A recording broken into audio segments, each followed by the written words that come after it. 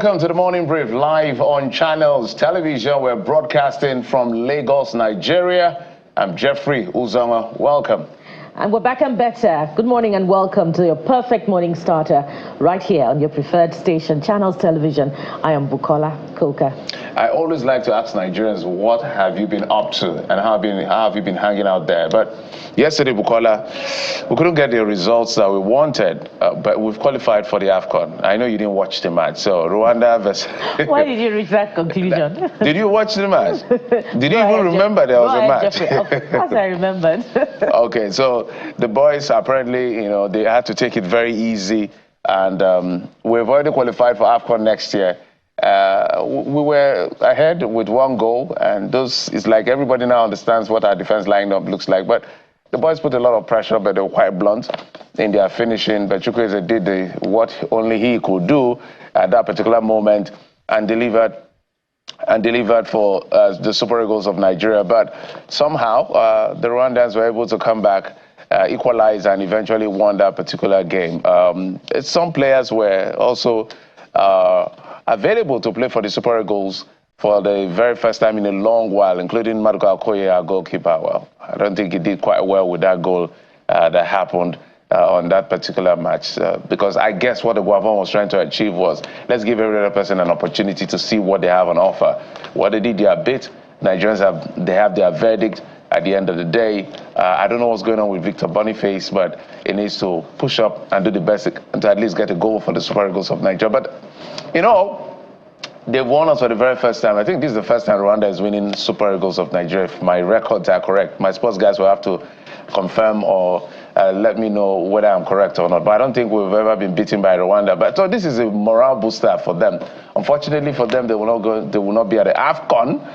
I'm sorry, but we're going to meet them again, I think, twice for the World Cup qualifiers, and that's quite critical for the Super Eagles of Nigeria. But, we're at the AFCON. Let's do the best we can, not to build on what happened in New York. Let's do better going forward as we work towards qualifying for the World Cup. During our discussion with Cecilia, I had warned that, we should not rest on our oars just because of the victory that we had, and it didn't come, cheap at all in that last match. And, what happened went ahead to happen. I'm not the football expert, but I wonder if, because they say the morning shows the day, so I wonder if this is, a sign of what is to come. But I sincerely hope not, particularly because, Jeffrey, you have said that the Super Eagles are still going to encounter the Rwandans in the qualifying matches for the World Cup. But hey, what's our job here? To continue to support our men, them, according to Jeffrey, such that they can go and get the trophy this time around. We are champions. We've lifted the trophy before, and we're very optimistic that it is very possible for Nigeria to lift the trophy yet again. But Jeffrey, to other more critical issues, it is pleasant to note that the federal government has inaugurated the Federal Coordinating Council for the Protection of Critical National Assets, whether it be power grid infrastructure, oil pipelines, and other infrastructure. And that council is tasked with the responsibility of providing guidance and preventing any form of major attack on critical national assets. While that is good, it is also important to ensure that those who have been protected with this responsibility and have somehow dropped the ball in the recent past, that has seen consistent attacks on critical national assets, even to the extent that we've experienced, situations where bandits were said to be in control at a certain time of critical national assets, especially power grid infrastructure. It's important for those to be brought to account, to answer questions on how they dropped the ball. And in the future, we'll see if this council will be the silver bullet to ensuring that assets, major infrastructure that ensure the economic stability in the country are protected and they work without any form of interruption. We remember not too long ago how trains were attacked to the extent that people were kidnapped and people lost their lives.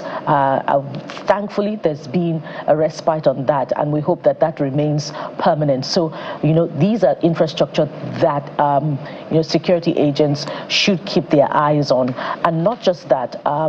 Security infrastructure that should also, serve as a defense, to these infrastructure should be ensured. We recall, during that time when the conversation was huge on the kidnap of Nigerians on train infrastructure, there was scrutiny on infrastructure around those, rails, on whether or not they're even secure in the first place as they travel through communities, talking about fences and all of that. So that should also be reviewed for other infrastructure as well, speaking of pipelines and power grid. Jeffrey.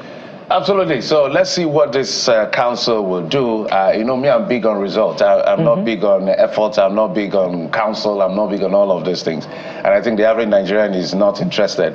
But we must commend them for thinking through and making sure this is coming up. Let's see what this does, because if you look at the issue with the crude oil theft, we have the military, the Navy, and all of that. And we even had the smaller, the private security outfit yet to see, though it has reduced, but we'll see crude oil theft. And we haven't seen prosecution. And so that's where results come in. So we want results. But let's tell you what we're doing today. First, we're going to go to the power sector. There's been a move by NEC, the regulatory body, National Electricity Regulatory Commission, to now decentralize the management of the power sector such that, they have this forum in different states of the Federation where you have issues, you reach out to them and they intervene. They are trying to unbundle all of that energy so that states will now have certain level of responsibility in terms of management of the power sector, to the level, call it a decentralization if you will. So the experts will be right here to help us break it down what this means, because they've already done that to a couple of states. What will this mean for power across the country? And this time around, we'll take a look at a microcosm or a specific sector of the economy. Cryptocurrency is a landscape in the financial sector that keeps unfolding every single day. How can Nigeria tap into the potentials? And do you even understand the space? Because it's specific in terms of understanding.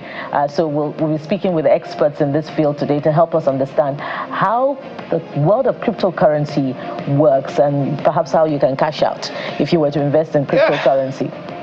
Okay, that's a crypto issue in Nigeria. But beyond all of that, we head out to the entertainment sector, one of my very favorite sectors, makeup, this time using it for special effect. There are people that do the magic, allow me to use that word, for you to see what you see, whether it's ojuju like the one you're seeing, like we say it in Nigeria, or some very innovative, makeup to give that visual messaging that you want to see in a movie and say, these guys are doing well. One of the makeup artists who helps out in all of this will be bringing us to speed as to how they deliver some of these things that makes television and movies quite interesting. Well, talking about taking makeup to a new height, and that's not all. Of course, we'll be bringing you your thoughts on the big stories. So what is most important for you or has made the most impression on you in the last 24 hours? We'll be reviewing your thoughts, your reactions to the big stories after this time out. You can also start sending in additional reviews of your reactions. Hashtag CTV Morning Brief on all platforms, of course, but our preferred social media platform, X, is where we'll be taking the most of your thoughts. And you can also follow us if you're not yet following us. After this time out, it'll be time for the top stories, and then we'll bring you your thoughts to the big stories. Stay with us. We'll be right back.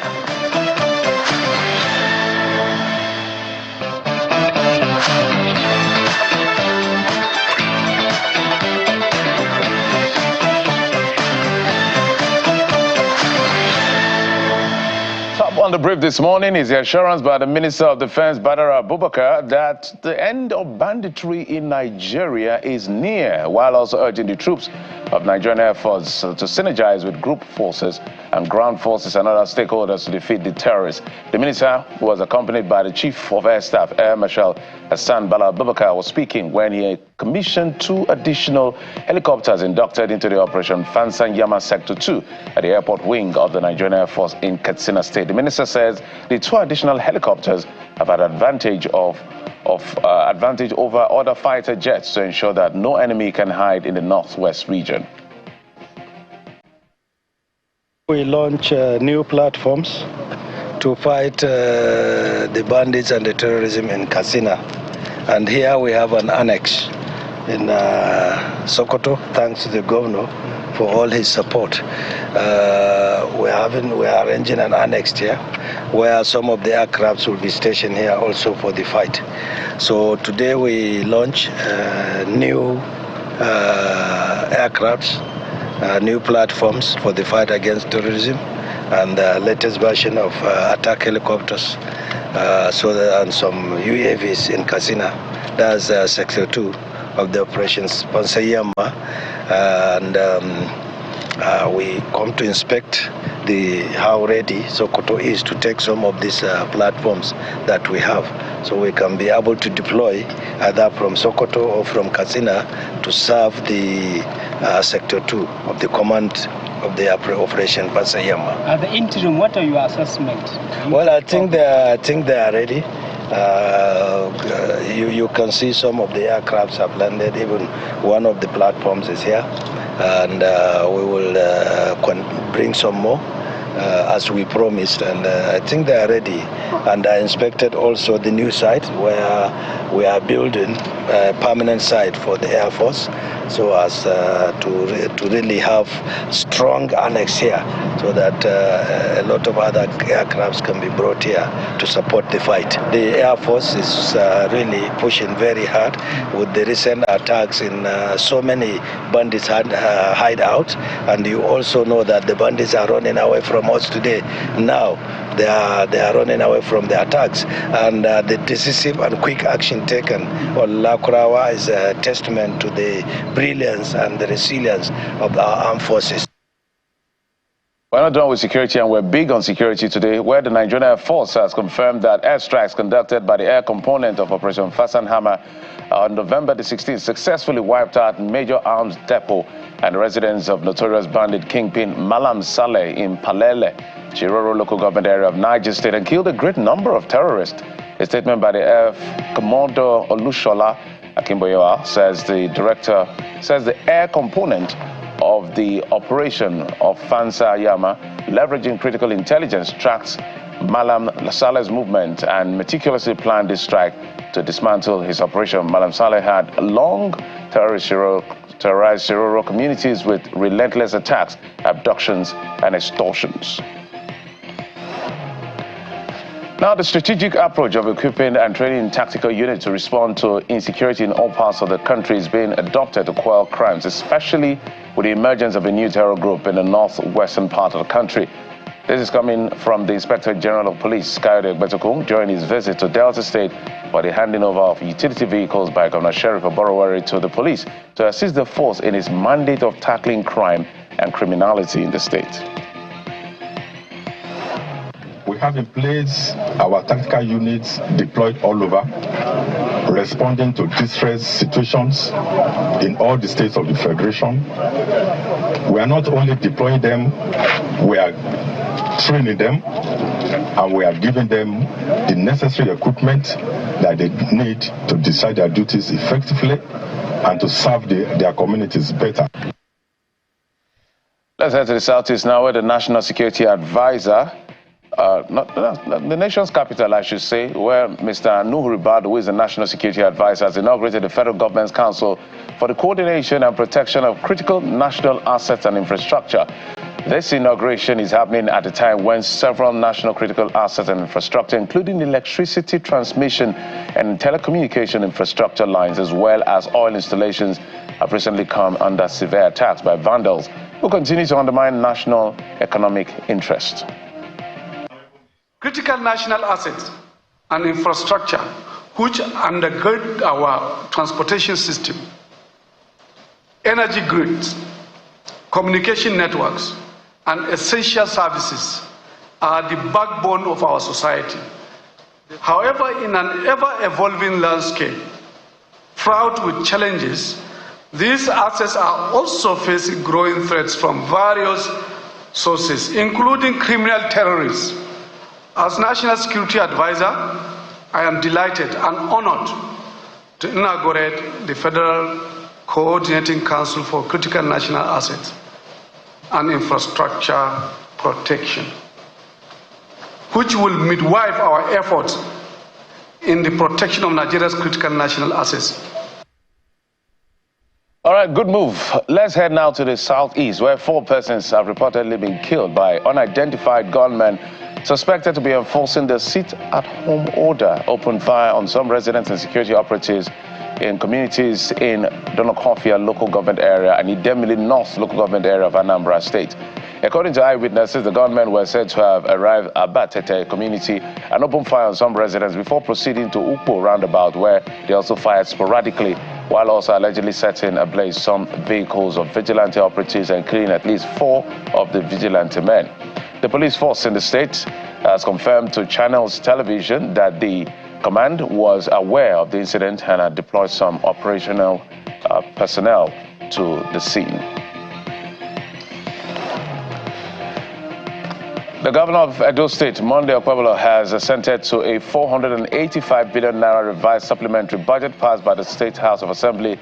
The governor, while reacting to the speedy passage of the bill, thanked the lawmakers who were at the government house to present a document, as he believes their action will be able to will enable government to carry out expeditious execution of developmental plans in the state. In business news, the federal government has confirmed it will sign final investment decisions or financial investment decision on 2 deep water exploration projects by mid-2025. This was revealed by the special advisor on energy to the president in her address at the African Energy Week in Cape Town, South Africa.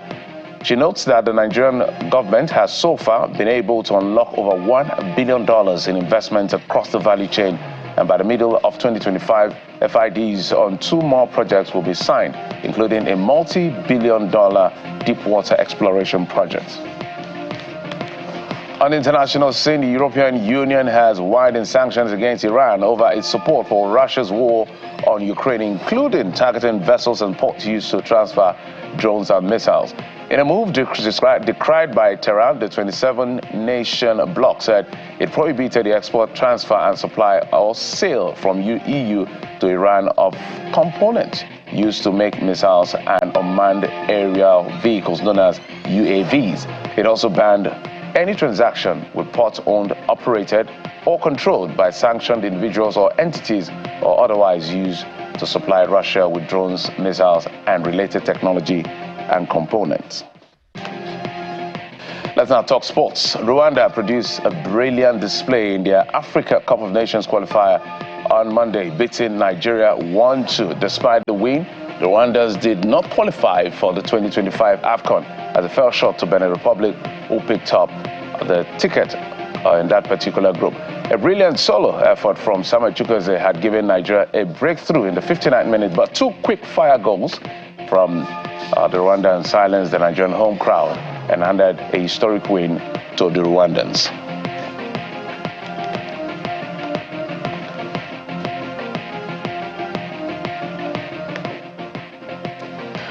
All right, so the way it is, they played for pride and they got the result. Oh, no, we played for pride. They played to get on to the AFCON, but of course they couldn't get on to the AFCON. But they say in football, anything can happen. So let's see how it plays out for the Super Eagles when we now face them for the World Cup qualifiers. We can't make these mistakes.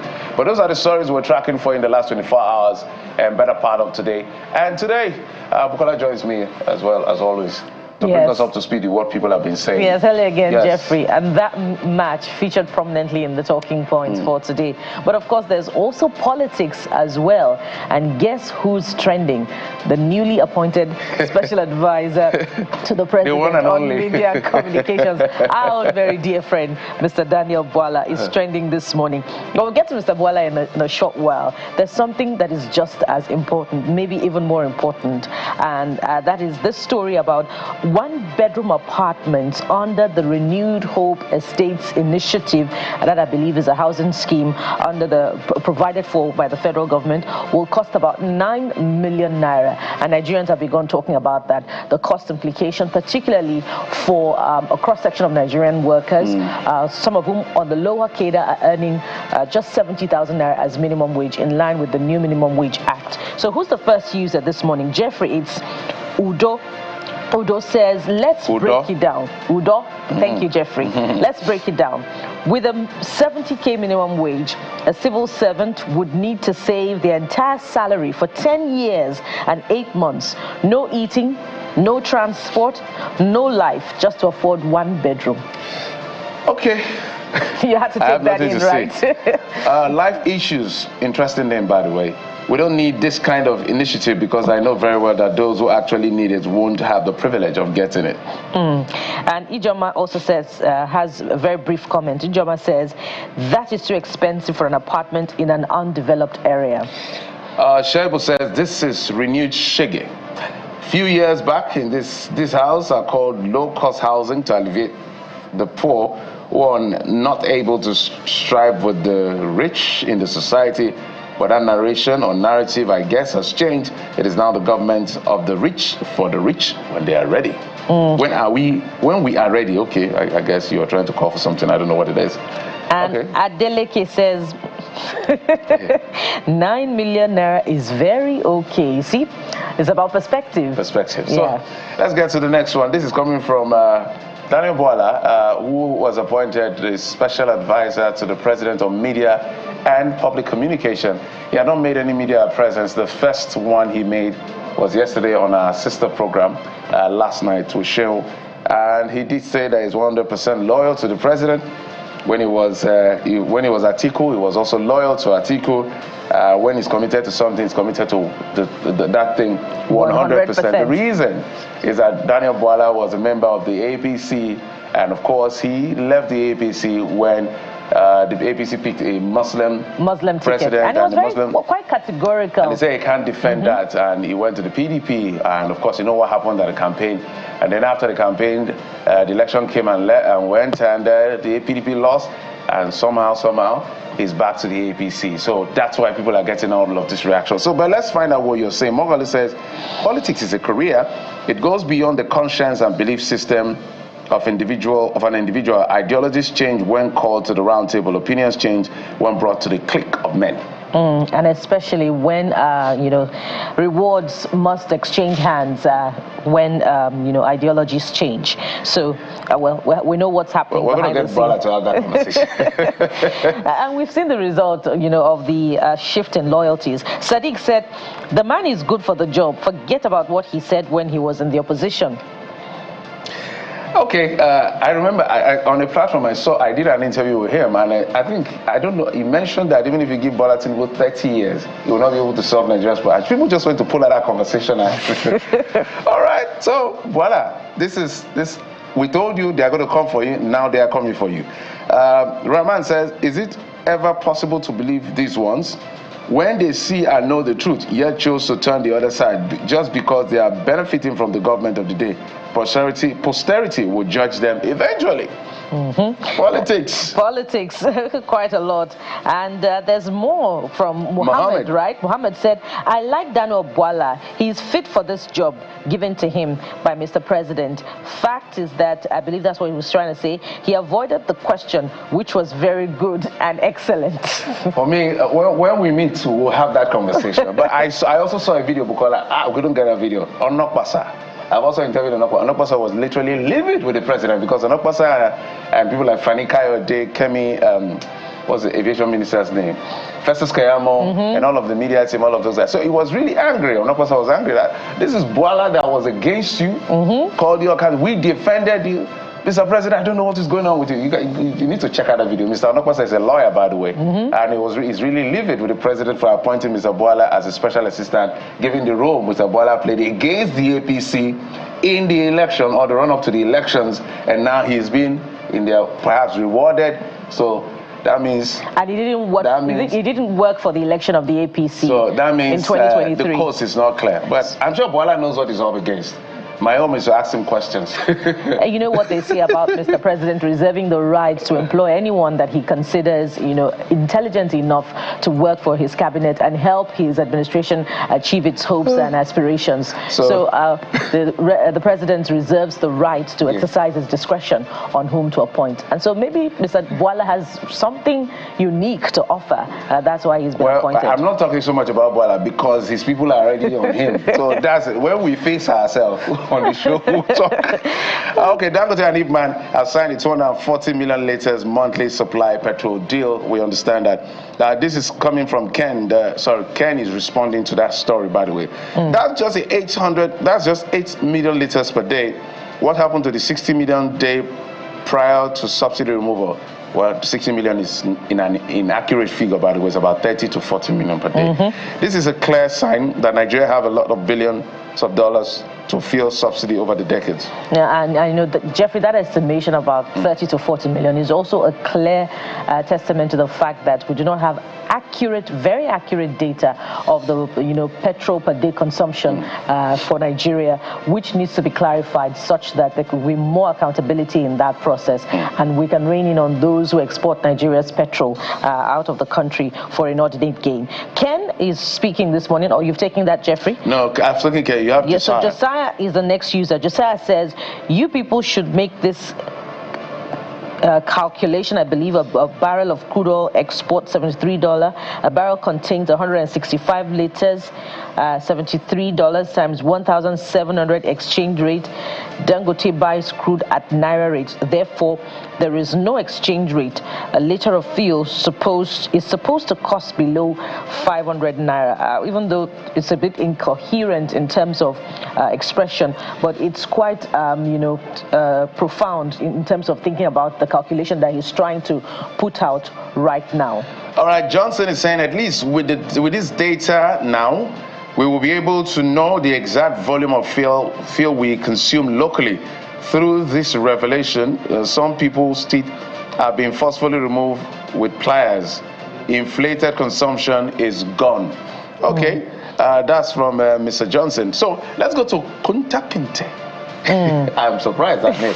So let's see what you have to say. What then happens to their claim of artificial consumption volume per month?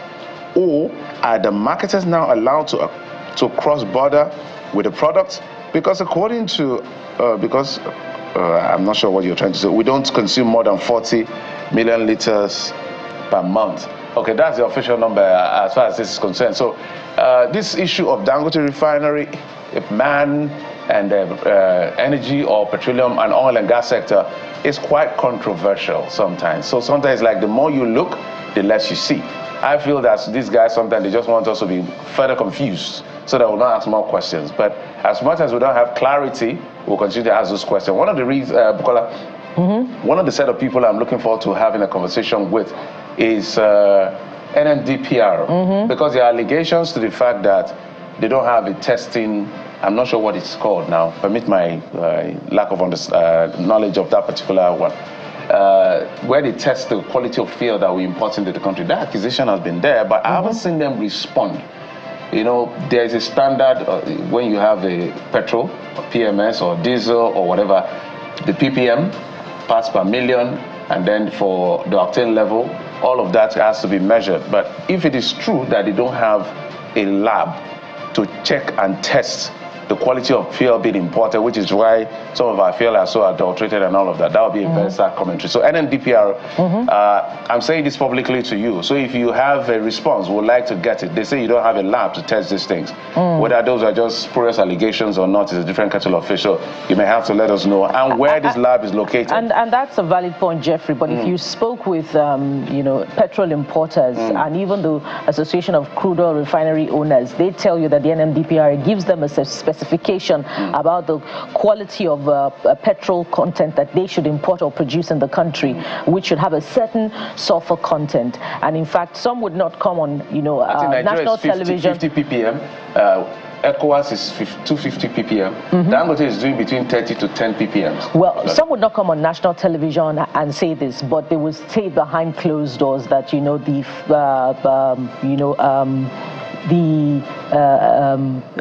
what Dangote has put out, as telling importers that they are not importing quality petroleum products into the country that is adulterated, is not exactly the situation. That they get standard requirements from NMDPRA, and what they're importing is also standard and is safe for vehicles. So this is my question. That is a politics. There's a question. This is the quality of fuel. Every country has their standard. Every region has their standard. You have those standards. You can't import from anywhere you want to import. When you come, do they now test that it meets that standard? That's what I'm trying to ask. Do they do random tests? Do they have a lab somewhere, NNDPR? I'll be surprised if they don't. I don't want to believe they don't. So this is me just saying, this is the report we're getting from some people saying you don't. I think they've even put it out on whatever. And anyway, we should ask the question also of our refineries that have been working in the country prior to them going comatose, that had been working prior to them going comatose. Did they have that standard testing laboratory to test for petroleum products such that we can attest to the quality of the products that we have? So it's a good point. So at the end of the day, something that we should cover in subsequent conversations. Yes. At the end of the day, this is what we're saying. The more transparent you are, we know there are several factors, including factors beyond Nigeria, that plays out in this sector. The more transparent you are in the oil and gas sector, I'm calling out the minister, the NNDPR, the NUPRC, the NNPCL, that I've called out several times. The more transparent you are, the more you get Nigeria's support. This time we'll ask questions that we're not supposed to be asking. Is not putting you in good light. So when we ask this question, please respond so that we can also help amplify that information for you. All right, Nigeria versus Rwanda is the last one we're taking on this particular one, where we lost for the records, but we qualified. Rwanda did not qualify. So I like that. You prepare them anyway. the gentle says, that match no be match. We just make Rwanda enjoy themselves. All right. Yeah. And let's have the next user. Oh, you've had this one already. If you can have that one. If no be Libya 3 points, Nigeria may hardly qualify. Ordinary Rwanda beat us at home. Because I was watching that match. I was watching some of the highlights, and I'm looking at what's going on with our goalkeepers and this basket. It's not basketball. There's a pidgin word we use. There's a pidgin word we use. I'm trying to remember that pidgin word. Sorry if you're not Nigerian. If I get that word, I'll let you know. Because you didn't play football, so it's more like ball always going through your leg. For whatever reason, it happened to our goalkeeper, Stanley Nwabali. It happened in the last match against Benin Republic. The goal that they got against us, the goal went through his leg. I'm trying to read. The pidgin name is the best way to describe that. And then we also had the one that happened to Maduka yesterday. Yeah, it went through his leg again. So they should learn to close their legs as much as possible so that these balls don't pass through, right? Don't pass through them. But again, I'm so concerned about Victor Boniface. He hasn't gotten the goals we're expecting him to get. The finishing is not clinical. I don't know whether there's lack of cohesion, whether there's a confidence problem. I really don't know what it is, but at the end of the day, we just need to keep encouraging him, because in his club side, he does pretty well. But let's continue what you have been saying on X. Speaking of which, Read One says, despite the Super Eagles' star-studded lineup, the team lacked cohesion, discipline, and a clear game plan. An experienced manager is needed to instill discipline, improve teamwork, and turn the team into consistent winners. Okay, a warmer says, although the Super Eagles had qualified, I would expect, maybe I would have expected some of the boys to take their chances today. The disappointed Nigerians. So, yeah, I agree with this guy, because what the coach actually did was, okay, you've not been featuring in matches, you've been at the bench because the other guys have been doing well, so there's no need to fix it if it's not broken. But there's nothing at stake here besides pride. So show yourself. And I don't think some of them came to the party as far as showing yourself is concerned. But Jeffrey, the point is that pride is just as important as qualifying for the AFCON Cup. You said they're playing just for pride. There's nothing at stake except pride. So I'm saying that pride is just as important. Defending the name of the Super Eagles is just as important as qualifying for the AFCON Nations Cup. So I believe that they should have given it all of their best, such that they put it on record that they won the match against Rwanda. Even I recall. The Libyans beat the Rwandans, right? Yeah. So it was a huge disappointment. I don't think we've ever lost to Rwanda. I think I continue to say that, but I don't think, to the best of my record, I don't think we've ever lost to Rwanda. But it's what it is. It has happened. Now they have that, that pride against us. They have that record against us. Neye says we need to do better. As much as we've already qualified, we should show passion to any game, because this game was just meh. And we can say it over and over again about how the men them have to converge just days to qualifying matches, and how that tells on the playing experience, the cohesion that we keep talking about for the Super Eagles. If we have a standard team at home that is being built and nurtured, and that they play regularly together, I guess the stories will be different. And you talk about how other neighboring countries spend putting all that it's worth to build teams at home that would defend not just national pride, but also bring in the results when it matters. And that's speaking of tournaments and World Cups. Okay, I think we've just done enough. We've done Austin Okonakman, Cecilia Omorogbe, and Yemi's job for them to say, so they'll have to give us part of their salary. We'll take a quick break. When we come back, we'll begin that conversation about the different issues concerning issues of national interest that we have on offer today on the program. Join us again.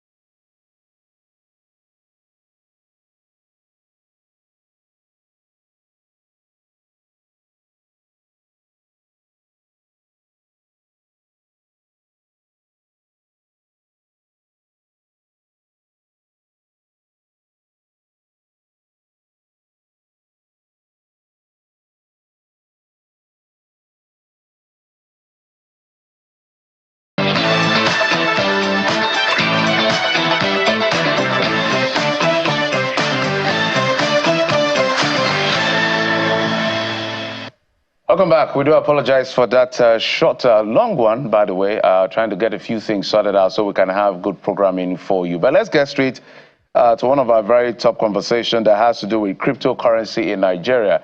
And the issue of crypto has been quite a while. You know what happened to Binance and during the era of Emefiele, the former CBN governor, and the federal government. There's been a lot of confusion sometimes when it comes to cryptocurrency, which is why we're bringing it to the fore, because right now, some of the coins are doing pretty well, and people are feeling like Nigeria should cash in. But how do you cash in into something you really don't understand? How do you cash in into something that is controversial, if you will? I even know that some big banks, MDs or CEOs like JP Morgan CEO, Jamie Dimon, has said crypto or cryptocurrency is a fraud. So there's so many conversation around that area. So today is going to be more of an explainer, education, query, understanding, investigation, if you will. And we're being joined in the program by the president, stakeholders in Blockchain Association of Nigeria, Cyber, and Mr. Obi Naiwuno. He joins us via Zoom. Mr. Naiwuno, thank you so much for coming on the program. Yeah, thank you for having me. Good morning. All right, Mr. Obina, so you saw the foundation I laid as far as this conversation is concerned. So let's take the simple path, which is the explainer part. Let's begin from there so that we can lay a bit of a foundation. I know cryptocurrency, blockchain, and all of these terminologies have been thrown around, but it looks like some persons understand it, some people don't want to understand it, some people think it's a fraud, some people think it's a back way to Yahoo, some people think it's the future. There are so many interpretation as to what this is. So maybe you pitch to us and to the people who are doubters of this what it is before we get to what is going on in that space and the appeals to maybe get involved to hedge against inflation and make some money. All right. So how do we talk about cryptocurrency now in a way that's the layman on the street will understand? So I think that it's important for us to look at first what the evolution of money has been, from the era of trade by barter, which is the first means of exchange known to man, where you give me rice for beans, and you give me yam for potatoes. But that system was not perfect because sometimes I want rice and what I have is yam, and then I find the person who has rice, but what he's interested in is beans. So you see, there was a limitation, and then men moved to another means of exchange, which is, cowrie shells. But it has its own limitation because it was not produced through any economic activity or through any value chain. In fact, you could literally find it by just walking by the seashore.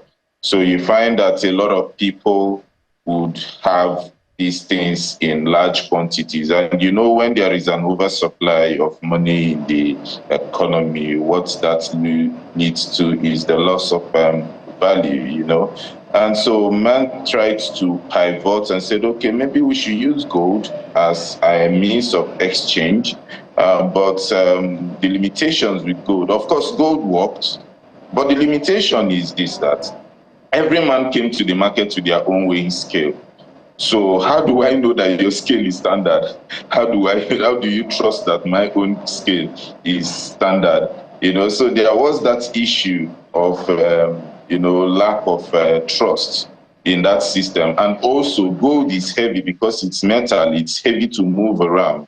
So it wasn't a perfect system for exchange. And then we moved to the era of coins. Now, as at then, no coin was minted through any economic value as long as you have power. In fact, if you conquer a country, you can mint your coin and give to them as their means of exchange. And then that wasn't also perfect, right? And then man was always trying to revolutionize, or to perfect the exchange system, right? So that it is easy for people to transact. And that's how we moved on to, the banknotes, to cards, electronic payments, and now to cryptocurrency.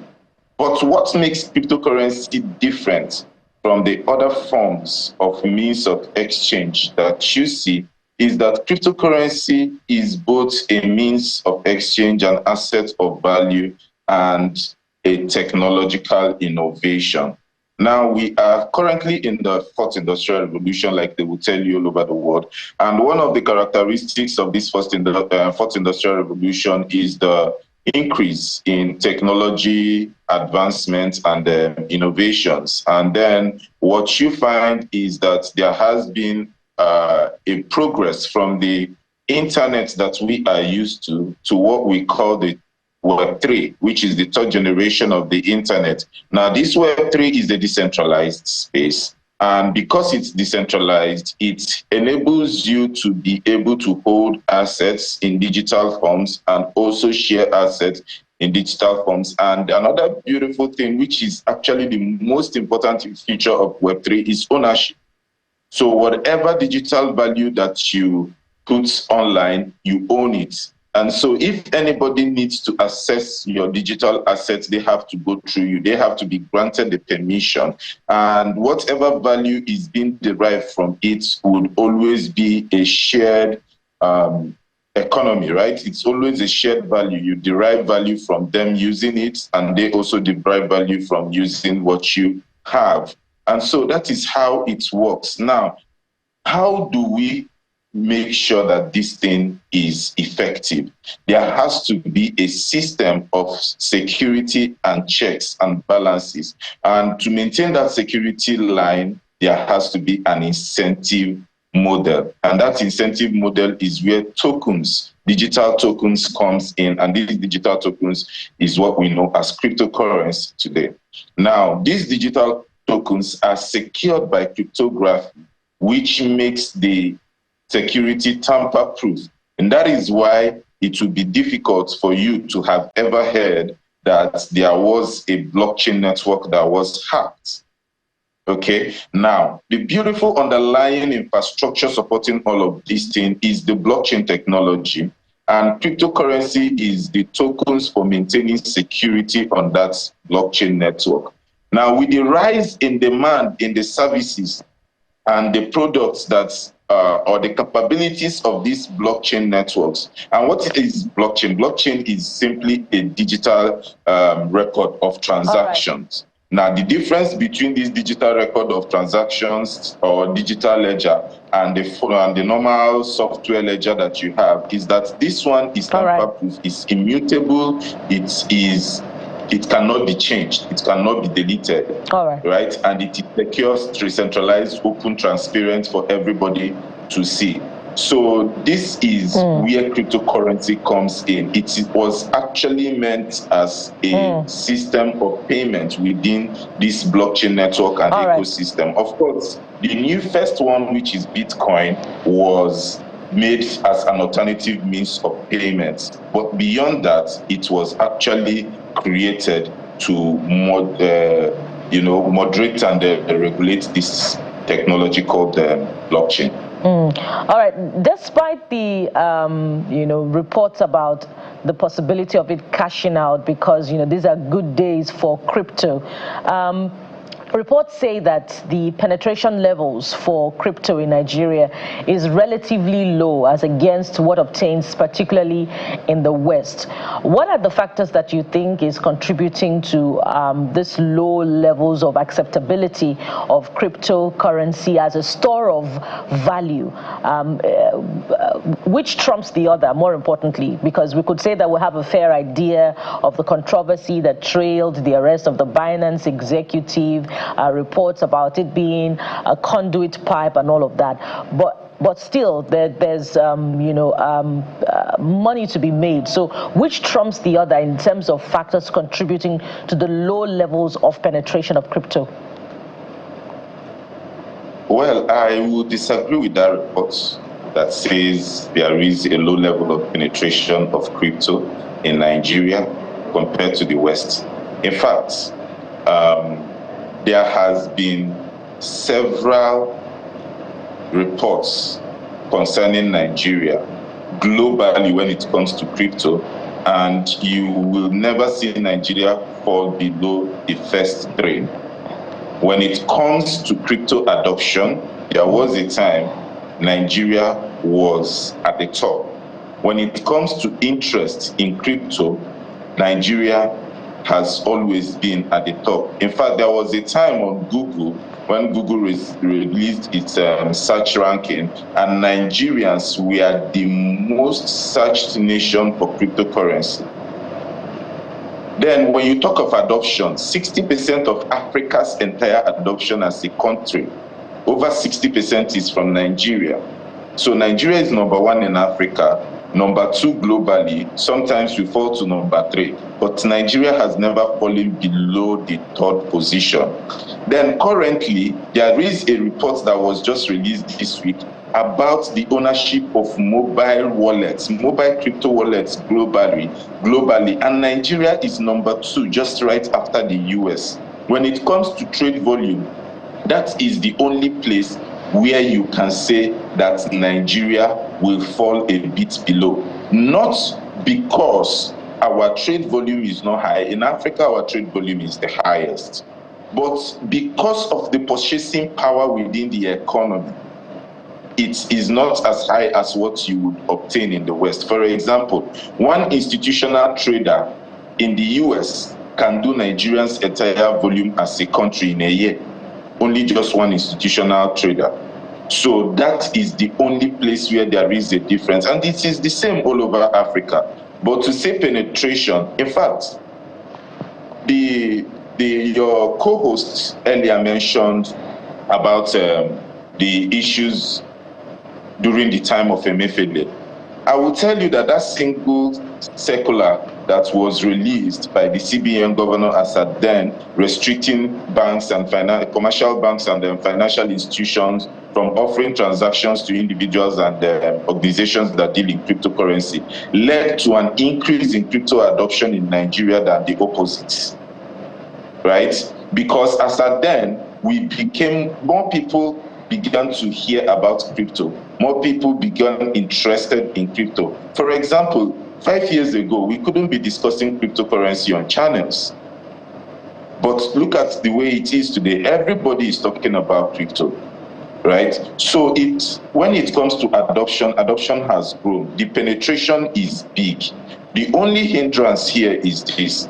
Because of the lack of regulatory clarity, which the SEC is currently addressing, and the lack of a national action plan, which of course the Federal Ministry of Communications through NIDA is also addressing through the National Blockchain Policy, right? We haven't seen that widespread, because if there was a national action plan about it that was clear from the beginning and efforts was put together to make sure that it is supported and it works, we would have at least 50% of Nigeria's population knowing about cryptocurrency and talking about it. And it is possible because over 60% of our population is made up of young people.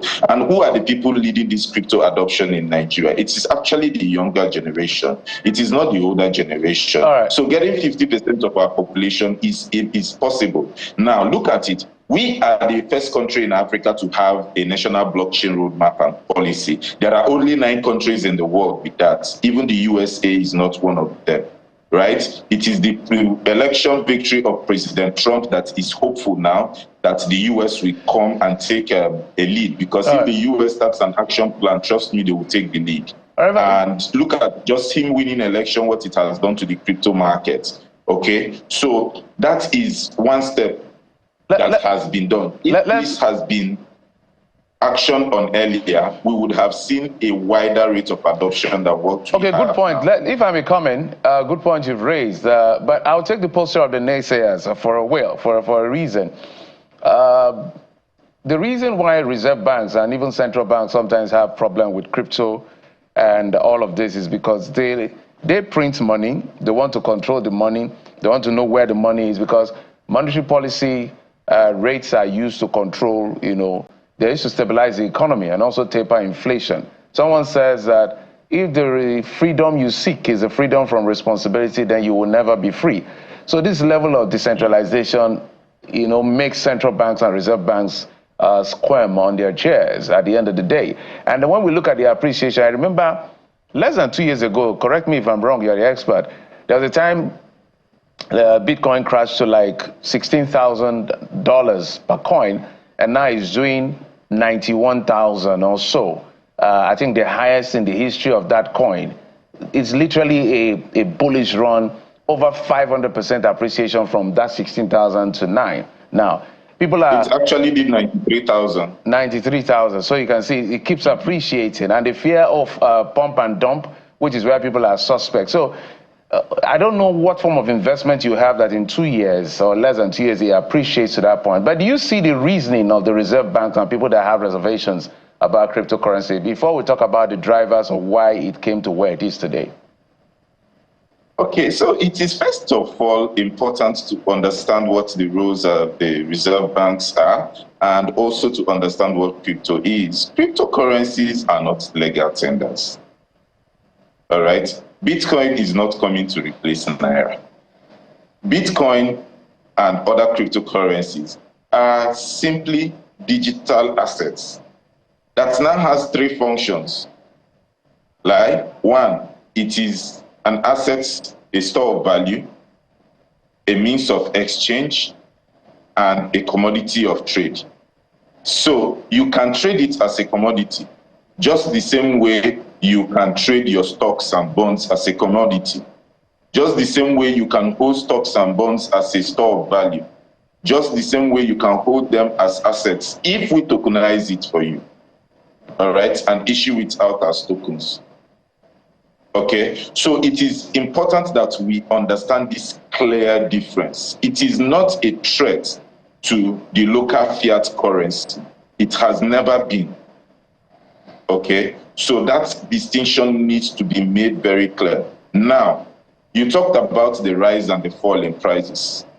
If you understand it as an asset and as a commodity, then it is expected that you would also see these fluctuations in price, because the law of demand and supply will always affect it, just like you see in other sectors. All right, so when there is high demand, it will go up. And what happens to people who invest into these things for profits? Once they make profits, they are going to take profits. Now, what happens when they are taking profits? There is a selling off in the markets. And if there is now a supply of sales in the markets, the price is bound to come down, because a lot of people are offloading to get out the profits that they have made. And then they repeat the same process again, which is nothing different from what we are seeing in the stock markets and other sectors of the economy. So it is not something that is peculiar to cryptocurrency. It is a general thing, all right? So the reserve banks do not need to begin to fear cryptocurrency, because look at the nation of El Salvador is holding cryptocurrency, Bitcoin, as part of its reserve. From the time that Trump won election till now, it has increased their foreign reserve by over $2 billion. All right. All right, Mr. So it is not a national currency that they are holding. They are holding it as an asset of value, an investment for the country. All right. So there is really no need for that fear or that misconception about the whole role that cryptocurrency plays. Now, when you talked about decentralization, the decentralized part of it is the underlying technology, the main infrastructure that makes cryptocurrency possible, which is blockchain technology. This is where they are missing the point. The focus should be on blockchain technology, not on cryptocurrency. For cryptocurrency to be made possible, it has to be supported and backed and built on a blockchain technology. And what makes blockchain technology a preferred option, because of its security and transparency, it established trust, which is what the traditional financial system has not been able to achieve. And why that trust was able to be established is because of this decentralization. The decentralization does not mean these people want to practice without being responsible. It means that you can trust the system, right? That, for example, if I put my digital assets on AWS that is owned by Amazon, Jeff Bezos. If Jeff Bezos is angry with me and he does not like my pace, he can block me from accessing my assets. But on a blockchain network, nobody can do that, because what you have is decentralized nodes who are maintaining the system, and there are thousands and tens of thousands of them scattered across the world who are not in communion with each other. They are not in a consensus with anybody. What we trust is the code. And for any decision to be made on the network, there has to be a 51% agreement that this thing is. And so much to follow up on, Mr. Ewuno. So much to follow up on. We could talk about regulation and whether, if our own, policy is a guarantee for those who would want to come and invest in blockchain, cryptocurrency, infrastructure, or even companies in Nigeria.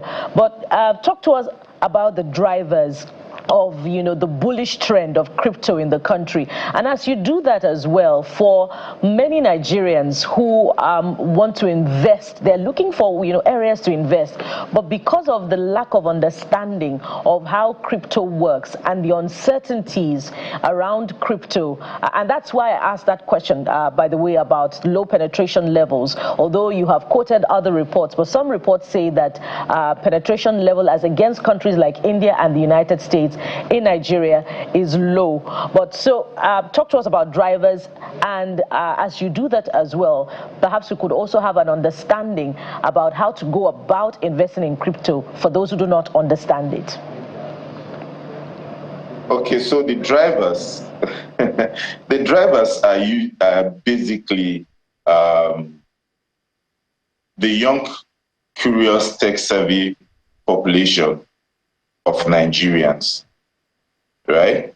So these are the major drivers. Secondly, the second major driver is the economic stability of Nigeria and the inflation level.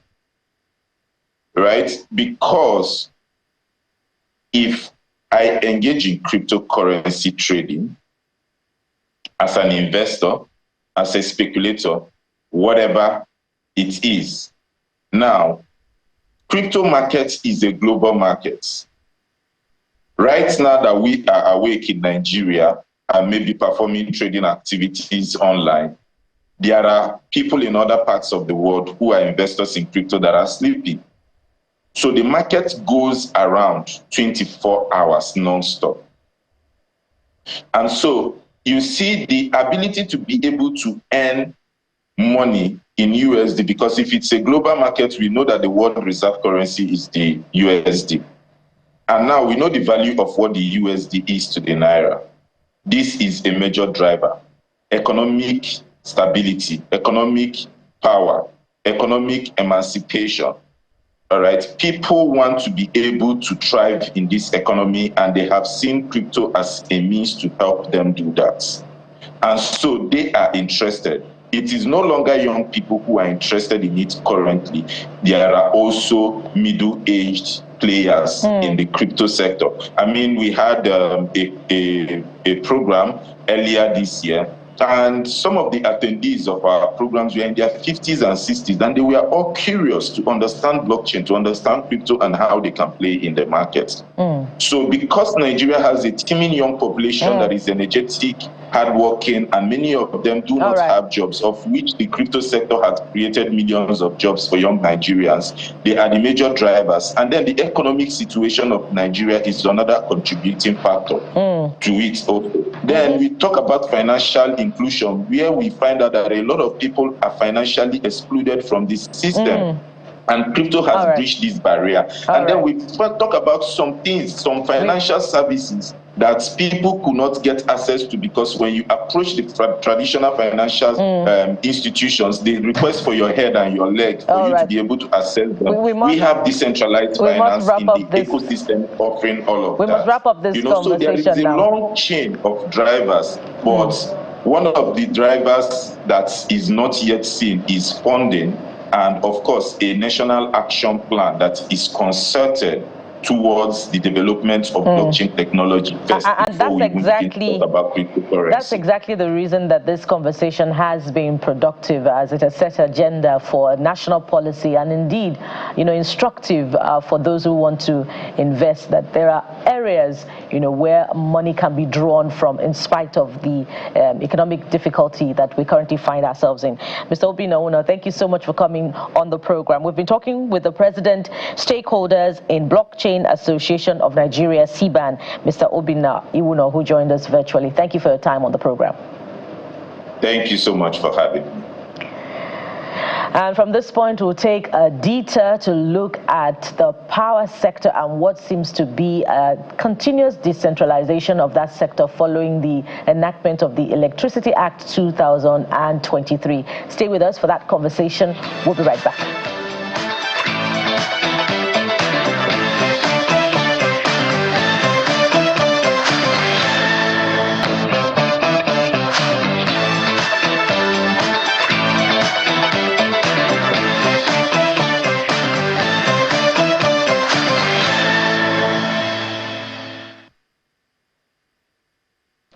Welcome back. It's now time for us to talk about that new move by NEC, Nigeria Electricity Regulatory Commission, that announced that it's shutting down its forum offices in some states and handing over their operations to those states' respective electricity commissions. So more like unbundling that sector so that it's decentralized for, I guess, efficiency and effectiveness.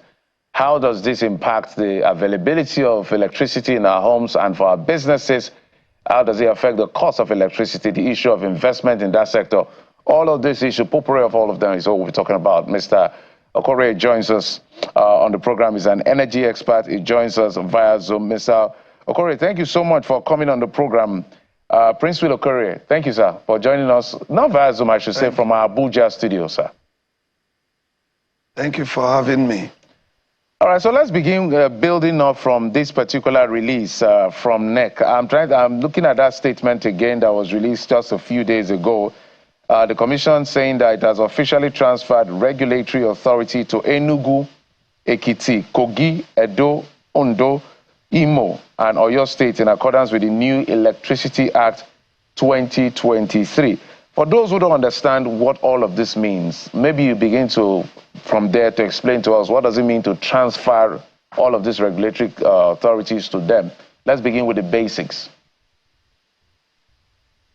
Well, you know that Section 34 of the Electricity Act 2023 gave powers to Nigerian Electricity Regulatory Commission as the regulator of the power sector to handle a whole lot of issues.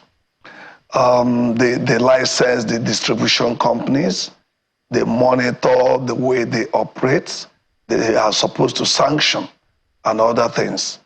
Specifically, Section 34(1)(f) said regulation should be fair and balanced to the consumer, the investor, and other stakeholders.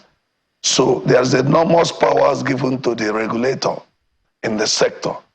So when they say they are now transferring those powers to state electricity commissions, well, it's something they've decided to do. But again, my view is that we need to study how far and how well has the regulator performed before transiting power to the state electricity commissions. And are the state electricity commissions stable now to be able to handle complaints? The forum offices were set up to handle electricity complaints that the distribution companies cannot handle. For me, I don't believe in that forum offices, because if the regulator is there to monitor what is happening in the sector and have the power to sanction the distribution companies, we expect that the regulator should really stand to insist that the distribution companies treat consumers well, rather than creating an avenue that will give the distribution companies opportunity not to address complaints that are brought by consumers. Why will the distribution company not address the complaints? And you are telling the distribution company, telling the consumer, that if you take a complaint to a distribution company, you should wait for 15 working days. When it's not resolved, you now take it to NEC forum. No punishment for the distribution company for failing to address the complaint within 15 working days. In other words, they are creating room for for the distribution companies to treat consumers with levity. But look at it this way. Assuming the consumer is the one that is flouting the rules, the distribution company has the power to deal with the consumer immediately. What do I mean by this? If the distribution company says the consumer has bypassed meter now, they have the power to punish that consumer, give them fine without going to court, without referring to NEC. But here, when it concerns the consumer, NEC says the consumer should write to the distribution company and wait for 15 working days. If after 15 working days nothing is done, they should bring it to NEC Forum office. The NEC Forum office will take a long period again. Sometimes you can't even get justice there. There was one we handled in Abuja here in Pape. A man's land was taken by the distribution company to install transformer for 12 good years. No compensation, no settlement, no discussion with this man against the right of way policy in the Electricity Act. Now, when this man took up the matter, what happened? After he waited and wrote several complaints and then went to the distribution company, did nothing. There was no punishment on them for not doing anything. And the matter was not taken to NEC Forum. NEC Forum, after a period, wanted to even judge this matter in the absence of the man. They went and then arranged with the distribution company and a group of people to now judge that the man is not the owner of the land. The matter came back to us and we had to petition NEC again, requesting that fair hearing should be given to that person. And when this fair hearing, they created a platform for us to attend. We went. After NEC judgment, NEC Forum judgment, within the period to enforce that judgment, nothing was done by the distribution company. The next thing we had, after a long period, is the NEC now writing a letter to say we should go to court. You can see the injustice in this. Now, if you had known that it's going to court that will solve the problem, why do you now set up Forum office? What is the Forum office doing? And why is it that the ruling of the Forum office was not abided by? That matter is still hanging. That consumer is threatening, is planning to see if he can go to court. And going to court now is against NEC and the distribution company. Because the rules of NEC should... Yes? Yeah, sorry, pardon me. Yes? Beyond addressing complaints of consumers and managing the electricity market, I believe there are other implications to this transfer of forum offices to states, regulatory authority to states. And I want you to speak to what may be other implications because of how critical the power sector is. We've had series of grid collapses, securing infrastructure, security of those infrastructure, grid collapses, the challenge of generation of power, transmission and distribution. So on these three fronts, what would be the implications following this transfer of regulatory oversight to states? Would it mean, I want you to explain, would it mean that allocation for the power sector in that regard will now also go to the states? And what should we expect from states in terms of managing these critical infrastructure, in terms of security, in terms of maintenance, such that we don't experience collapses and all the other gamut of responsibilities that come with managing the power sector? You recall I told you that you mentioned forum offices. So I was not telling you about forum offices, but apart from that, let's now look at what you are asking of. In the first place, what is the consumer enumeration? Before you hand over to states, there are basic things that need to be done. They've not been done. You don't run away. This is like running away from responsibility. For me, that's what I believe. Because if you want to, just like I said last time I was in this studio, I said, Nigerian public enterprises were being wrongly managed. And rather than investigate the cause of wrong management and punish the people that committed the failure or caused the failure of public enterprises, we shifted to privatization. Today we are suffering on privatization. Now the privatization of the power sector that brought NEC into being, we need to look at it critically. Just the question you've asked now. For instance, at the inception of privatization, when the companies took over in 2013, Nigerian Electricity Liability and Management Company was set up with a mandate to handle assets and liabilities of the power holding company of Nigeria that was existing before privatization. Let's start from there to now look at NEC. What has NEMCO done? They were to last for 5 years from 2013. But up till now, they are there. What are they doing? Now, the corruption in the sector is too high. The extortion and oppression of consumers is too high. And then what NEC is doing is to shield Nigerians from really looking at the realities on ground and then implementing these policies the way it should favor Nigerians. Look at the unjustified increase. The unjustified increase in bills, unjustified increase in meter prices. This was a sector that NEC recommended the 11 discos. They came up with meter access provider. Nigerians have not gotten a report on how many consumers paid for meter under meter access provider. Nigerians have not gotten a report on energy refund to those who paid for meter access provider, which was an initiative of NEC. NEC initiated network expansion investment policy. Nigerians are not aware of the investment of consumers in the sector and then investment of the distribution companies. NEC approves OPEC and CAPEX for distribution companies.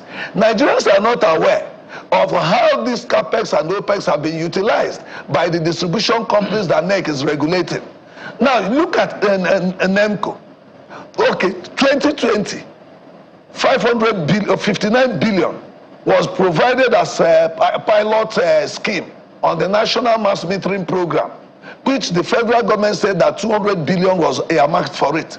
It will be implemented in 3 phases. The first phase of 59 billion that was shared to the 11 discos in 2020. This year, 2024, what they've been able to pay back is only 7.something billion. Where is the rest of the money? And nobody hears NEC talk about this policy anymore. And then they want to abandon these things without explaining to Nigerians and now shift it to state electricity markets. Why will the state electricity markets work? Today, do you have consumer enumeration? How many consumers are paying bills in this country among the franchise areas of the distribution companies? None is done. So we cannot be jumping and celebrating state electricity market. Who will invest? Before you invest in state electricity market, you want to know what is the profit level you will make. How much do consumers pay as bills? How many consumers are metered? So the money that comes from unmetered consumers, where is it accounted for? So if I get you, questions that need to be answers need to be found for these ones. Now let me tell you this: not just NEC, the federal government under President Bola Tinubu need to investigate what is NEMCO doing.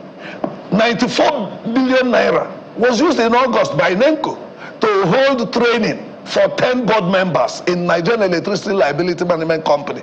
94 million naira.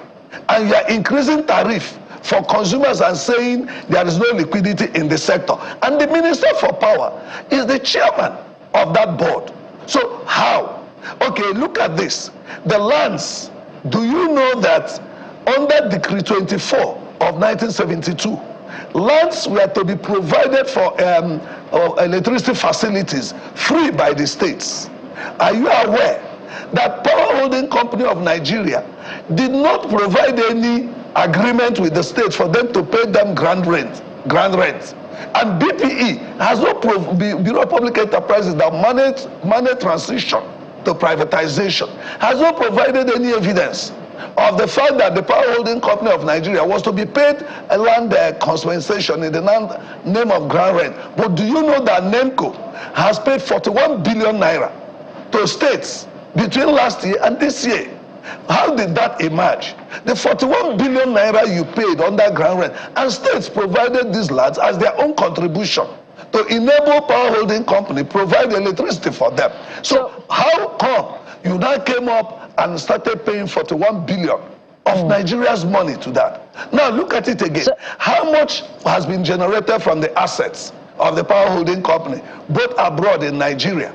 How much has been generated? And how has that money been utilized? Where was it put into? Imagine where 2 billion naira was used to pay eight organizations what they call legal liability by NEMCO. Imagine where payments are made to companies without documentation.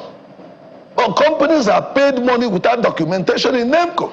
Right. The more confusing one now is NEMCO is trying to join in the so-called state electricity markets. You mentioned about 6 states. I wonder if you can back up some of these things that you're saying with evidence, particularly because, you know, members of the board and leaders of these organizations that you're talking about are not here to defend them. But if I get you correctly, Mr. Okori, what you're saying is that if these levels of consumer enumeration, metering, and, you know, all other related issues have not been taken care of, then we cannot even begin to talk about the state's ability to manage, maintain, grids, the national grid, securing them and all of that. But talk to us now about the preparedness of these state forum offices following this handover to take on these responsibilities. My sister, I should equally ask you. I should ask you. The states that they're asking to set up forum offices, have they started? How many of these states have a distribution company serving them now? They are not there yet. And you are not telling me whether the companies, I have evidence to prove what I'm saying. I challenge you, the media, do investigative journalism. Do investigative journalism on NEMCO. I'm saying this before national television. I'm saying it because we are not happy. I heard Association for Public Policy Analysis. And when you look at policies, we are looking at policies based on public interest. How can Nigerians be made to pay from 68 naira per kilowatt hour, paying 227 naira on the claim that there's no liquidity in the sector? Meanwhile, the ones that has been put in there are lavishly used and wasted, and we'll keep quiet. We need to see what is happening. Right. Now, you're talking of state electricity markets. The state electricity markets, what is the foundation that has been laid before you are now transferring forum offices to them? You need to prove, I mean, the states you are asking to go and do this business, how many consumers are in those states? Okay, you talked about grid collapse and security of the infrastructure. Now, ask NEC, and ask NEC, ask the police, ask Civil Defense Corps, what is their program towards implementing Section 209 to Section 224 of the Electricity Act 2023 that deals with offenses and penalties. And that section deals with electricity theft, meter theft, vandalism, sale of vandalized Okori, if I may come in. Just a moment, because of time. You have a lot to say. That means this conversation is far from over. For the people who have been hearing you say NEMCO, I want to bring them up to speed by saying it's Nigeria Electricity Liability Management Company. We're going to extend an invitation to them so that they will be able to respond to some of the allegations you've leveled against them. It's only fair to do that. But I can see you have a lot of information, and that's why we brought you here to talk about this. But as we begin to wind down on this particular issue, it should be celebrated, at least at face value, that administrative and oversight responsibility is being, call it load shedding of the federal government, NEC now decentralizing it to the state. So my question would be, what do you think the states can do to properly prepare for this responsibility? Because apparently it looks like NEC hadn't done, from your submission, NEC hadn't done basic housekeeping, and we're not sure of how ready the states are. In 2 minutes. Well, what I will tell you, we celebrated privatization on the premise that service delivery will enhance better payments for services. But today, almost how many years, from 2013 till today, almost 12 years, we are still complaining, seeing worse situation than it was before. So that is the kind of celebration you want us to celebrate on the state electricity markets. But I want to tell you, there are basic things that need to be done. Number one, we need to investigate what has been done by NEC at the national level, how effective and efficient they've been in handling regulation of the power sector. We need to look at that so that we can use it to develop a template for the states. Yes, state electricity market will be a good thing to do, but it has to be done properly. Otherwise, there will be problems. Okay, number one. Number two, there has to be proper consumer enumeration in the states to know how many consumers are we looking at. When you know the consumer enumeration, you will not begin to know the value, the level of revenue to be generated. Then you know the profitability of investing in the sector. If an investor doesn't get that data, how will he invest? Three, what are the infrastructures in the states? What is the infrastructure on ground? How many the distribution companies provide? How many did the states provide? How many did the communities provide? You are aware that World Bank, GIZ, European Union, and all manner of international donor organizations have been giving so much money to the power sector. The Obasanjo administration gave money, Yar'Adua administration put in money, Jonathan administration put in money. All these monies that we are putting in the sector, where are they? What is the impact of these monies? Mr. Corey. So if we must go to the... No, just land on your thoughts. Just 10 seconds. So if we must go into state electricity market, there has to be a thorough review of the sector.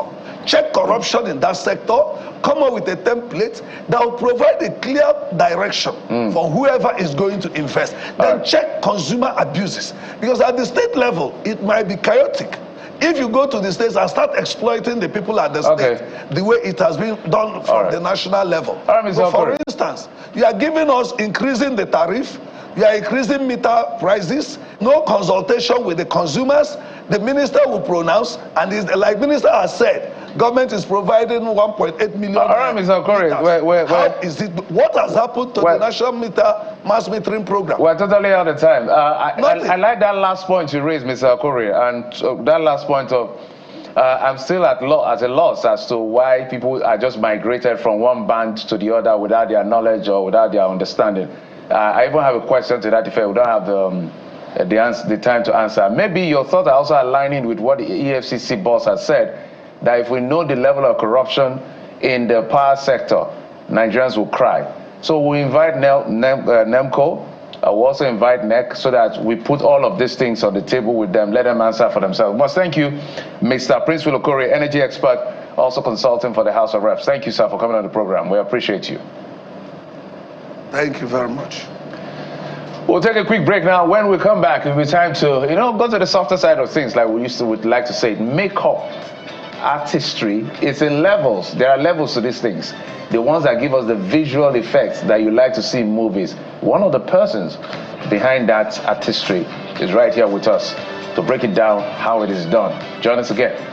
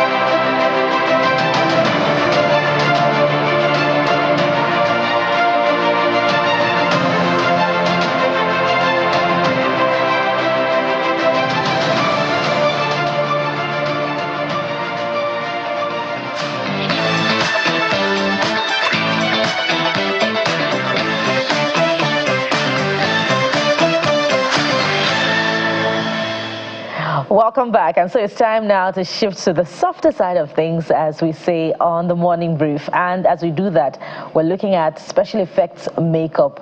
Now, I could binge on the series of pictures that you have seen so far. It speaks to the power of imagination to birth an endless sea of creativity and the beautiful mind behind those beautiful pictures and images that you have seen. Joins us on the program now, Sandra Anonyo, a special effects makeup artist. Good morning and welcome to the program. Thank you. And I'm excited to have you. And I want to know the number of movies that you've worked on, that you've been able to produce, beautiful images and, make-believe scenes that we enjoy in the movies. But first of all, talk to us about your mind, how it works, and how you are able to, produce different images and able to produce, some of those things that we see. All right. So most times I birth my stories from things happening around me, and I love to tell stories a lot. So most of the things I paint, you realize that there are stories behind them. Right, so for instance, during Independence, I created a short movie for to portray the plight of Nigerians at the moment. So most times I usually get my imaginations or get my ideas from either my imaginations, the things happening around me, the things that I want to see. Right, so and once they come into my mind, I try to pen them down. Right, so I start from penning them down, and if I don't pin a story to a particular art piece, I'm not able to bring it to life completely. So I try to put a story behind it, right? So that helps me to, how do I put it now? It helps me to move to the creative side of things. So I have to pen it down first, then move to the creativity part of it. And most times I like to work with people around me. I like to work with my friends. I like to work with others. So once an idea comes into my head, I begin to look for images. I begin to look for videos and inspirations that would help me bring it to life. But the moment it comes into my mind, it has to come to life. So the scope of your artistry goes beyond creating images for movies or doing work for movies, but also other areas like stories that you create. Yes. And does that mean that you can also, create artworks for exhibitions as well, other artists? Yes. Tell us about that. 2 years ago, I was live on EcoBank's photography, art and design exhibition, where I had to paint live. Right, so that was the first time I was actually exhibiting. And beyond just being a special effects makeup artist, I'm also an artist. So I can draw, I can paint, like traditional paintings and all of that. But I decided to go into makeup artistry and special effects because I sort of like found interest in it, and I figured that painting on people would help me portray my stories better. Right, so, and also give you my background in advertising, right? I have a background in advertising and... what is it that you've not done, by the way? I'm everywhere, so I like that all my experiences actually add up to the things that I'm doing now. So most of the videos you see, I did them. So I direct them and I did them. So I tell my friends and the people I work with, okay, this is the way I want it to come out. So the way I've pictured it is the way I want it to come out. And we always work towards making it come to life just as I've pictured it. So I believe that there are no limitations, really. So I edit, I write the stories, right? I actually direct them, and then as non-linear video editing, you do that as well? Oh, yes. What is it that you cannot do? So do you have like, excuse me, do you have like what I call deity or God moment? So if you watch the series Suits, where there's a guy called Mike, there's this moment that he just has an idea. Is this celestial moment that an idea comes into his head? Yeah. There's another series I watching called The Good Doctor. There's a guy called Sean. Yeah. When the doctors are stuck, something just happens. His mind works mysteriously, and he comes up with his brain works as an MRI, CT scan, everything. And then so do you have those moments in your, because I feel that some of the things you guys create, it has to be almost divine. So talk to us about that, whether you have those moments as well. I actually do have those moments, right? So most times when I create an artwork, I always have like so many ideas in my head at the same time. So what helps me, I try to segment everything. So if I don't do that, I might just go crazy. It keeps me up all night. Like, I keep going through the internet. How do I bring this thing to life? What do I do to actually make it come alive? Do you understand? You did this, right? Oh yeah, I did this, and that's actually me. Ooh. You did this on yourself? Yes, that's me. So what I did for this one was that I took a mold of my face. So I took a mold of my face, and then I sculpted on the mold. So taking a mold of your face will help you get the shape of, you know, your features and all of that. So I sculpted on my face, did the SFX and all of that, and then after that I placed it on my face, then painted on my face. That was how I got this. So are you having that divine moment on Jeffrey right now, maybe to recreate Jeffrey? While we're hoping that will come about. Tell us about what goes into special effects artistry. So special effects artistry takes a lot. So when you're working on somebody, you need to understand should I say human? I don't want to say human anatomy because that sounds very out of space. But you need to understand the human face, the human body. So when I'm doing a body painting, I need to understand the things that I'm going to put where, because there are some things you put up here and it just doesn't fit there.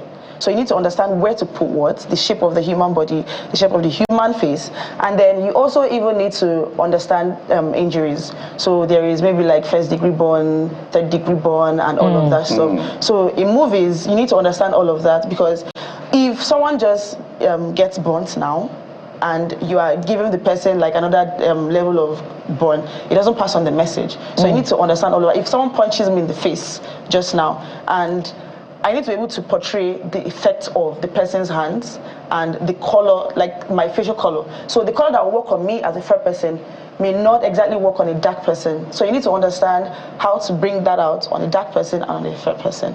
So do you have to visit hospitals or watch gory images for inspiration? You need to actually get like real images. So if you are doing an accident scene, if you are doing a punched face, if you are doing a bruised face, or a pleated face or something like that, you need to get a real face like that, a real accident. So walk us through one of the most challenging special effects makeup you've done. How long it took? Maybe you can help us with how much you made. This was most challenging. Okay. This one. I mean, I'm glad. Is this a drawing? What exactly is this? This is me. This is my face. Again. Yes. No, okay, let's be clear. So no context. So what are we looking at? Is it like if you did this to yourself and it was photographed, or you drew yourself? I did this to myself and it was photographed. Oh dear. So one thing about this is that when you're doing makeup, when you're doing a photography kind of makeup, like a makeup that you want to photograph, and you want to create something like this, you need to be able to place a background behind you so that when you paint, it blends with your background. So the white spaces you're seeing, I have a white background behind me. I had a white background behind me.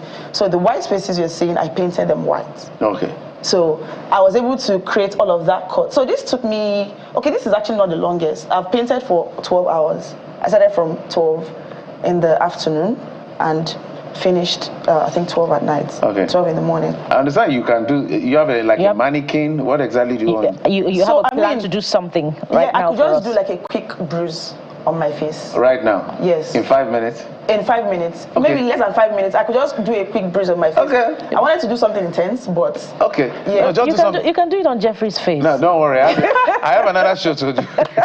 I mean, I got that show. Okay. So, let me... Yeah, so... I'm just going to use my...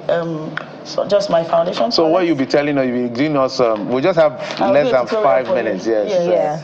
Okay. So just help us because... we wish Don't worry, you can continue after the show, and then we'll do, after show postings. Okay. Put it on social media. So you have just... For the sake of the show, I will just do something real quick. Then maybe after we can.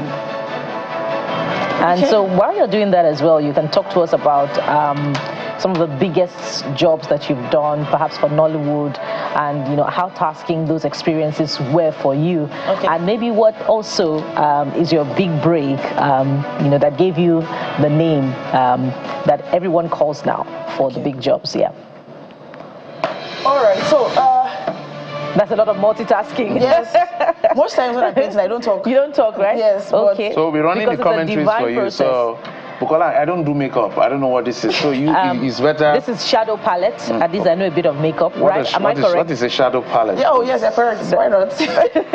That's a shadow palette. And that's a brush set. Okay. That's a brush set. And she has a cooling system as well. Oh no, this is a mirror. Oh, it's a mirror. Okay, looks like a cooling system. Yeah. Okay. So I imagine you're going to be working with a lot of colors. Oh, I'm just going to be working with about 3 colors. Okay. So I need purple and I need blue. Okay. And I need a bit of yellow. Okay. To just make a bruise on my face. Okay. So I'm going to be starting off with maybe something purple-ish. Okay. Yeah. So you're trying to create a bruise, maybe a black eye or something. Yes. Okay. Yes, and I imagine because you're fair complexioned, it may not be a black eye as in a black eye. It will come out as colored. Well, no. It could still be black eye. Okay. Yeah. So I would have loved to use my scar wax. So there's something called scar wax. Okay. Scar wax is something that blends with your skin. So it's almost like a second skin. Okay. There's also like latex. Okay. Which can serve as. So this is coming together now. So this which is like a second skin. Okay. Right. So this is like a slap, a blow. This is like a blow. Okay, like a punch on a fair person. Okay. Okay. Okay. It's coming to life gradually. So I'm going in with okay. the blue. And now you're beginning to add another color. Yes, I'm going in with the blue to give that. So I went in with purple the first time, but purple doesn't exactly tell the entire story. Yes. So I'm going in with so the messier the better. Okay.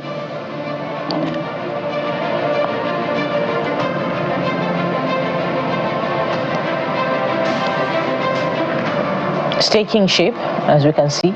We just have a minute to go. So when you get some jobs, we just have a minute. when you get we can already see what you're doing. Yeah. So you pass the test. So what's the longest time you spent on location? Will I say days? Okay. Like 11 days. So I'm sure when our cameras zoom in, we'll be able to see you.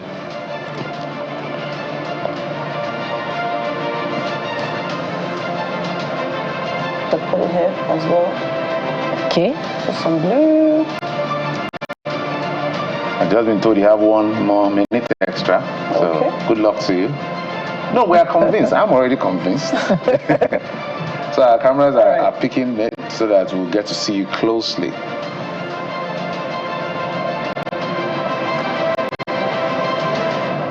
So if I were to learn special effects artistry, how long would it take me? It depends. You can do a month. 1 month. That's not bad. As a self-taught, you have to keep learning. Okay. So there's no need to. And this Alpha looks like something, from. Because I'm just imagining the very popular the work series it takes. from For a few instance, years now, ago. it's just a little easy that she's just a person, but it gets to a point where you have this maybe fighting scenes in all of these epics that we see now in Nollywood, where you have to make up a lot of people that have been injured one way or the other in the battlefield. So that should take a lot of time because we're seeing blisters, bruises, blood, and it's coming and out. all of that. It's coming out beautifully. It looks like a domestic violence situation where.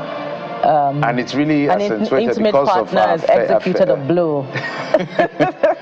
No, we don't support violence. We don't support violence, but we're against it. We're just trying to use this as an illustration. Good work, good work. So we're totally out of time. If I was to add any other effects, I would probably just add a bit of blood and stuff like that. Maybe you look at this. That's your So if you were to recreate, add a layer of effects to this makeup now, for the eye to be bloodshot, sort of maybe, at the extreme end, what would you do? Oh, there's something for that. All right. So you could just dip it right, into your eye, and then You're good to go. So there's it's limitless. Yes. We're totally out of time, Bukola. Yeah, thank you so much, Sandra. Thank you for having me. And on you. What's the meaning of but that? I never named Noels anyway. Noels, okay. Noels, thank you so much for being coming on the program. show. We do appreciate it. Thank you for having me. Yeah. Okay. Yeah, so that's you. So thank you so much. Okay, guys, just before we go, there's an update from the presidency. It's quite interesting, the update we're getting from Mr. Bayo Onanuga. So that's it. So the presidency has now spoken, saying that there is no one person like, we had Ajirin Galale, we've had Ruben Abati, we've had, what's his name? Femi. All of those gentlemen, there were single guys, just an individual being the spokesperson of the president. But the Bola Tinubu administration says, no, it's not going to be just one person. 3 persons will be speaking for the president going forward. So Daniel Bwala was made SA, Special Advisor to the President on Media and Public Communications just a few days ago. He's now been redeployed to Special Advisor Policy Communication. That role of Bwala has now been taken by Mr. Sunday Dare, who was in the Ministry of Information, is now the SA, Media and Public Communications, and also Bayo Onanuga retains his position as SA or Special Advisor, Information and Strategy. So my question, Bukola, is whose picture is going to be in those SA spaces in the office? I do not know. But this also speaks to the size of the Bola Tinubu government. 3 persons. Well, what's important is for these gentlemen to be readily available when we call on them. Particularly when we have questions about the administration. So congratulations will be belated for at least 2 of them, but for Mr. Bwala, it's still fresh because his appointment came through just last week. So Mr. Bwala, when we call on you this time, we'll call on all of them. We'll call on all of them. Like Bwala, Onanuga, and Dare, all of them. It's their job to answer on behalf of the government. All right, so guys, that's the latest update from the presidency as far as the management of communication and information is concerned. Thank you so much for your time. Sunrise Daily is up in just a few moments. Thank you for watching. I'm Jeff Rosal. I am Bukola Kuka. Bye now.